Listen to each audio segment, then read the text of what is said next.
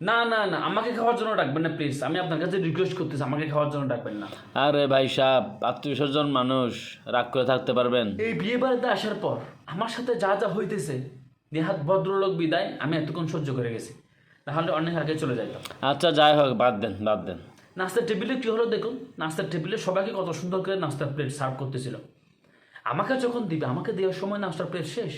অবাক কাণ্ড। তো পরে আপনাকে আর নাস্তা দেয়নি? হ্যাঁ দিয়েছে, ভেতর থেকে এনে। ও তাইলে তো ঠিক আছে। আচ্ছা, বিয়ে বাড়িতেও একটু হইতে পারে, স্বাভাবিক। আচ্ছা বাদ দেন বাদ দেন। ঠিক আছে না, ওনার মিসেসের দিকে, ওনার মিসেসের কথা একবার চিন্তা করুন। ওনার মিসেস আমার মিসেসের সাথে একটাবার কথাও বললো না ভাই, শুধুমাত্র হাই হ্যালো ছাড়া। না, এটা খারাপ হয়েছে, এটা খারাপ হয়েছে, এটা। শুধুমাত্র উনি নিজে গিয়ে আমার বাসায় দাওয়াত দিয়ে আসছে বিদায় আমি এই বিয়েতে অ্যাটেন্ড করছি, না হলে আমি এই বিয়েতে আসতাম না। এখন শীতের সিজন, আমার প্রচুর দাওয়াত।